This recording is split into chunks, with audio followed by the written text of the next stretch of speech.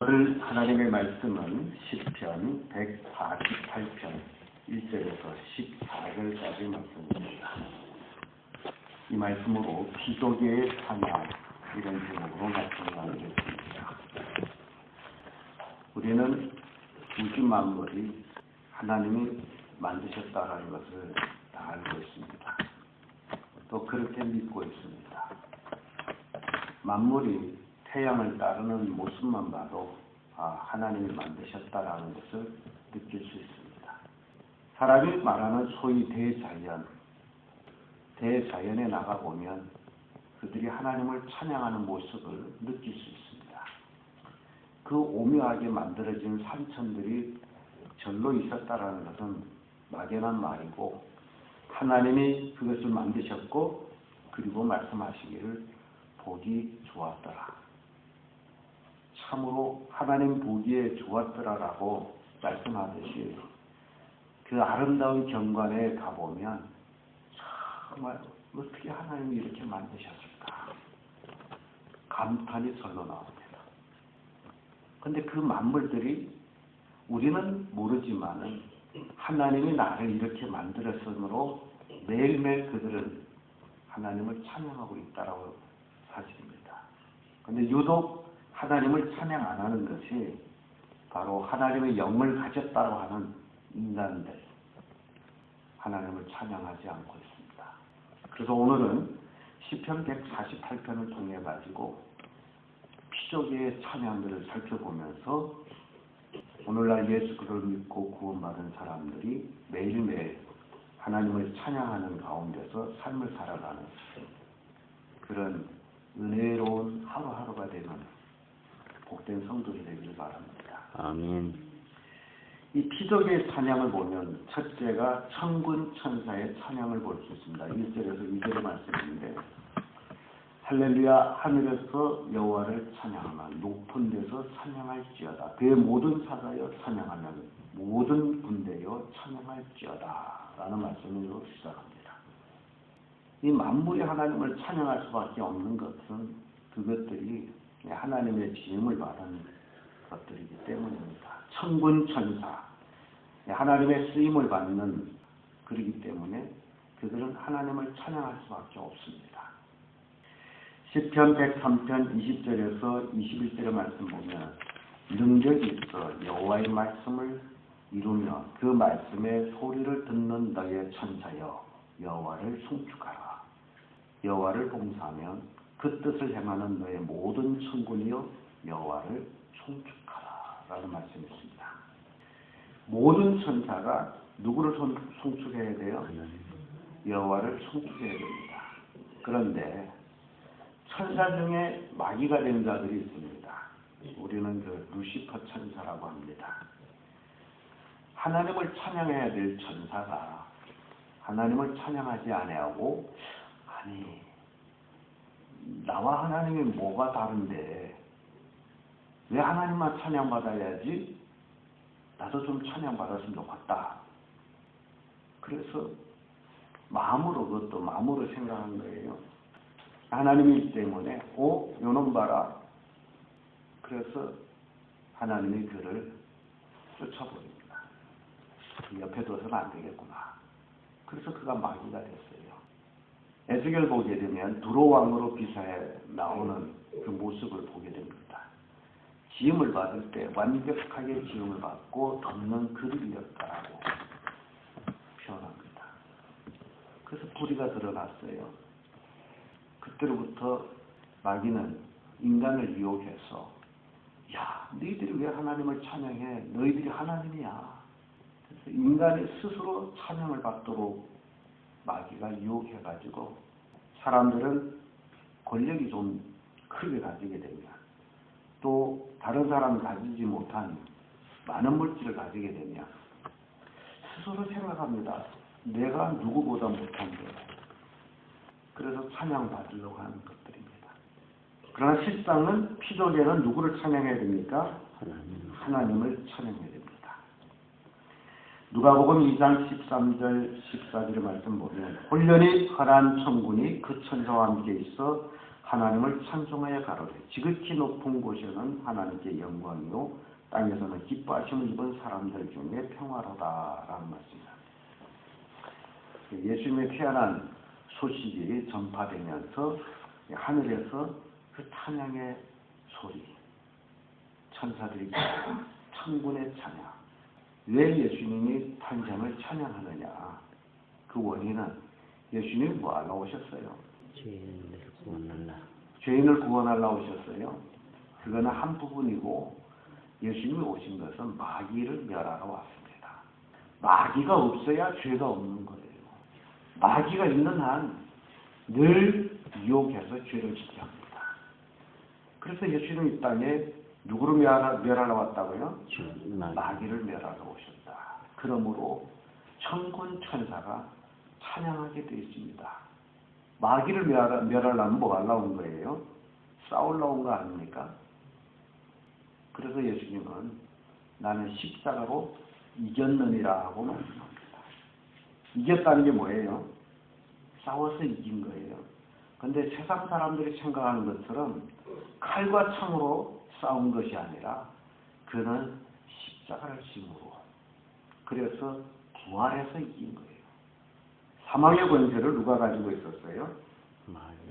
마귀가 가지고 있었습니다. 근데 마귀가 어떻게 그 사망의 권세를 가졌느냐? 원인은 에덴 동산에서부터 시작이 됩니다. 하나님이 만드신 인간 아담 하와를 찾아온 마귀, 뱀을 통해 가지고 찾아오죠. 약속의 당사자인 아담을 유혹할 수가 없으므로 하와를 먼저 유혹하죠. 유혹하는 거예요. 마귀가 먹으라고 얘기한 게 아니에요. 유혹한 거예요. 네가 그걸 먹는 날에는 눈이 밝아서 누구같이 된다? 하나님이 선악을 아심같이 너희도 그걸 알게 된다. 그 다른 말로 하면 그거 먹으면 너희들이 하나님과 같게 돼. 그 마음이 누구부터 가지고 있었어요? 마귀가 가지고 있었어요. 그래서 그는 불신자들을 다 자기가 하나님을 만들어가고 있는 거예요. 하나님을 경배하지 않도록 하는 거예요. 그러나 오늘 시편 48편을 보게 되면 피조계가 누구를 찬양합니까? 하나님을 찬양하고 있습니다. 두 번째로 우주도 하나님을 찬양하고 있습니다. 3절에서 6절의 말씀인데 3절의 말씀 보면 해와 달아 찬양하며 광명한 별들아 찬양할지어다. 하늘의 하늘도 찬양하며 하늘 위에 있는 물들도 찬양할지어다. 우주 외에도 말씀하고 있습니다. 굉장히 과학적인 얘기인데 우주 하게 되면 별이 하늘을 우리는 우주라고 그러죠. 이스라엘 백성들은 특별히 하늘을 삼중천으로 표현합니다. 그래서 사도 바울은 고린도후서 12장에서 자신이 셋째 하늘에 갔다 왔다라고 고백을 하죠. 그것도 14년 전에 있었던 일을 잠깐 얘기하고 있는 모습을 고린도후서 12장에서 봅니다. 어디를 갔다 왔다고요? 셋째 하늘, 삼중천에 갔다 왔다. 그러면 그 셋째 하늘이 어떻게 표현되느냐? 이스라엘 백성들이 첫째 하늘은 구름 하늘이에요. 우리가 늘 보고 있는 하늘입니다. 오늘 하늘이 맑다, 오늘 흐리다 등. 두 번째 하늘이 별이 하늘이에요. 우주를 얘기합니다. 이 별이 하늘은 어마어마하게 큽니다. 구름 하늘은 지구를 덮고 있는 것이라면 별이 하늘은 우주를 덮고 있는 하늘이에요. 그래서 별이 하늘은 이 끝에서 저 끝에를 갈 수가 우리 인간으로는 못 갑니다. 몇백억 광년이 걸린다고 얘기하고 있기 때문에 우주학자들이 계산해냈는데 어떤 계산으로 계산했는지는 모르지만은 그렇게 시간이 많이 걸린답니다. 광년이라는 것은 빛의 속도 1초에 30만 킬로미터로 달리는데 1년 동안 간 거리를 1광년이라고 얘기합니다. 빛의 속도 30만 킬로로 1초에 30만 킬로로 1년을 간 거리가 1광년이에요. 1광년이라는 거리도 기가 막힌 거리입니다. 그런데 몇백억 광년이 걸린다면 이건 기절할 정도예요. 우주가 얼마나 크다라는 것을 얘기하고 있습니까? 근데 바울은 셋째 하늘에 갔다 왔다라고 얘기하는데 그 셋째 하늘이 바로 하나님이 거하는 하늘이에요. 그리고 우주를 벗어난 하늘에 갔다 왔다는 얘기입니다. 근데 사절의 말씀 보면 그걸 얘기해요. 하늘의 하늘도 찬양하며 하늘 위에 있는 물들도 찬양. 이 하늘 위에 있는 물들이 하나님에 거하는 하늘을 얘기하고 있어요. 셋째 하늘을 얘기합니다. 인간으로서는 도무지 셋째 하늘에 갈 수가 없어요. 인간은 시간, 공간 속에 있기 때문에 세월의 흐름으로 인해서 인간은 어떻게 되죠? 늙습니다. 그래서 갈 수 있다 해도 셋째 하늘을 가다 보면 늙어 죽어요. 그래서 갈 수가 없어요. 이 땅 모든 피조개가 하늘나라를 가고 싶어도 갈 수가 없어요. 그 연한 시공에 있다면. 그러나 사도 바울은 갔다 왔습니다. 대단하시죠? 그래서 갔다 와서 할 말을 못합니다. 말할 수 없는 것을 보고 왔다고 끝납니다. 왜냐하면 셋째 하늘을 보지 못한 사람한테 내가 봤다라고 얘기하면 오히려 봤다라는 사람이 이상한 사람이 되어버려요. 모든 사람이 못 봤기 때문에. 그래서 인간 대 인간의 말도 비슷비슷해 말이 통하지 그 레벨에 따르지 못하게 되면 야만인이 되어버립니다. 옳은 말을 할지라도. 그래서 바울은 14년 동안 그 말을 못했어요. 왜냐하면 알아들을 사람이 없었기 때문에. 근데 말을 안 하고는 견딜 수가 없어요. 그래서 14년을 참고 있다가 겨우 간단하게 얘기하면서 너희들이 지나치게 생각할까봐 그만두노라 하고 얘기합니다. 바울이 되게 지혜롭죠. 근데 바울이 그 얘기 안 했더라면 우리가 어찌 셋째 하늘에 대해서 알겠습니까? 제가 빛의 속도에 대한 얘기를 했죠. 우리 인간 세상에 속도라는 게 있습니다. 제가 여기서 말을 할 때에 이 말이 여러분 귀에까지 가기에는 말의 속도가 있어요. 그걸 소리 속도라고 합니다. 예배당, 큰 예배당에는 목사님 앞에서 강단에서 설교할 때 뒤에 앉은 사람한테는 그 소리 속도 때문에 말을 그 시간에 들을 수가 없어요. 앞에서 목사님 말을 끝내면 한참 있다가 들리게 돼 있어요. 오는 소리가 있기 때문에. 그래서 음향을 가지고 그 말을 동시에 듣도록 만들었습니다. 그게 뭐냐? 앞에도 스피커가 있고 그리고 중간쯤에 또 스피커가 있습니다. 그런데 앞에 소리와 중간 소리가 동시에 나도록 그 시간을 조절하는 기계가 있어요. 그래서 사람들은 앞에 앉았든지 뒤에 앉았든지 그 설교의 말씀을 동시에 듣습니다. 누구를 통해서요? 그 기계를 통해 가지고. 여러분 이런 걸 몰랐죠? 소리 속도 때문에 그럽니다. 소리 속도가 있어요. 우리는 바람도 속도가 있다 그러죠. 그래서 1급 바람, 시기, 태풍, 다 바람의 속도를 얘기합니다. 비행기가 우리나라 지나가서 소리가 들려서 하늘을 올려봤더니 비행기는 쏙 앞에 가 있어요. 그게 소리 속도예요. 파장의 속도가 있습니다. 빛의 속도가 있습니다. 그러면 바울이 어떤 속도로 셋째 하늘에 갔을까? 빛의 속도로 갈래도 몇백억 광년을 간다는데 빛의 속도보다 더 빠른 속도가 있어야 됩니다. 그런데 그것은 인간 세상에서 지금 아직 발견을 하지 못했어요. 그런데 제가 봤더니 이런 속도가 있구나. 생각의 속도. 그 생각의 속도를 통해 가지고 사람이 만들어낸 것이 컴퓨터입니다. 그래서 컴퓨터가 그렇게 속도가 빨라요. 그래서 바울이 이런 걸로 갔구나. 천국 하면 천국 갔어. 순식간 그걸 순간 이동이라고 얘기하는데 요즘 과학자들은 그걸 9차원에 이르게 되면 사람은 시공, 순간 이동을 한다라고 지금 말하고 있습니다. 그럼 천국 하게 되면 수백억 광년이 걸릴지라도 어떻게 돼요? 그대로 가는 거예요. 이런 것들이 지금 현대 과학에서는 다 증명해 주고 있다라는 겁니다. 무식한 사람들은 모르는 거예요. 그렇기 때문에 온 우주 하나님을 찬양할 수밖에 없습니다. 왜냐하면 하나님이 만드셨기 때문에.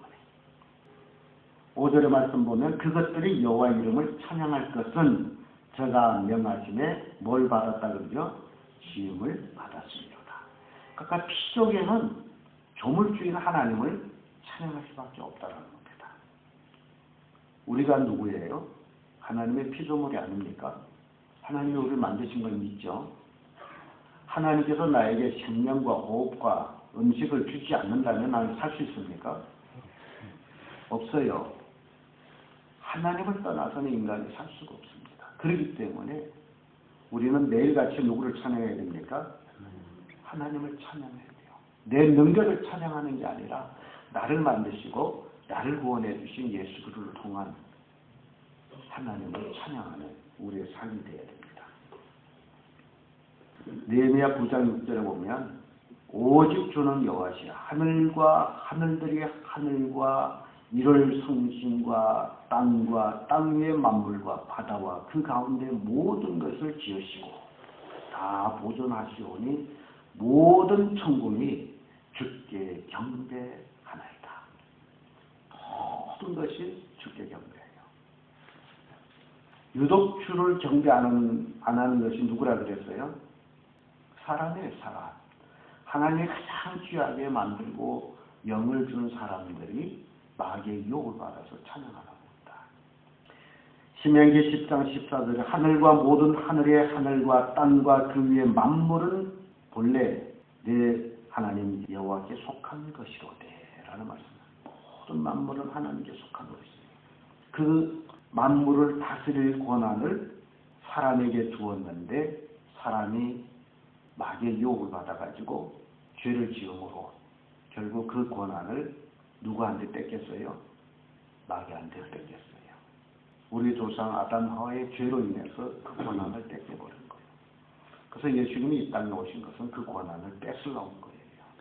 그대로 땅의 만물이 찬양하고 있습니다. 7절에서 14절까지 말씀인데 7절의 말씀 보면 너희 용들과 바다의 땅에서 여호와를 찬양하며 물과 우박과 눈과 안개와 그 말씀을 쫓는 광풍이며 산들과 모든 작은 산과 과목과 모든 배가 모이며 짐승과 모든 가축과 기는 것과 나는 새며 세상의 왕들과 모든 백성과 방백과 땅의 모든 사사며 청년 남자와 처녀와 노인과 아이들아 다 여호와 이름을 찬양할지어다. 그 이름이 홀로 높으시며 그 영광이 천지에 뛰어나시리로다. 호흡을 가지고 있는 모든 땅의 것들이 누구를 찬양해요? 하나님을 찬양하는 거예요. 그래서 여러분 나만 하나님을 찬양한다고 착각하지 말라 그러죠. 하나님이 만든 모든 피조계가 모든 생물이 호흡을 가지고 있는 모든 것들이 다 하나님을 찬양하고 있다. 이사야 44장 23절의 말씀 보면 여호와께서 이 일을 행하셨으니 하늘아 노래할지어다. 땅 깊은 곳들아 높이 부를지어다. 산들아 산림과 그 가운데 모든 나무들아 소리내어 노래할지어다. 사람만 소리하는 줄 알았더니 만물도 소리를 해요. 우리가 듣지 못할 뿐이다라는 다 찬양하고 있습니다. 자, 오늘 우리는 시편 148편을 통해 가지고 하나님이 만드신 피조계의 모든 것들이 하나님을 찬양하고 있는 그 모습을 보면서 우리 인간은 하나님의 영을 받았기 때문에 더욱 하나님을 찬양하는 자들이 되어야 된다 라는 교훈을 주고 있습니다. 기도하겠습니다.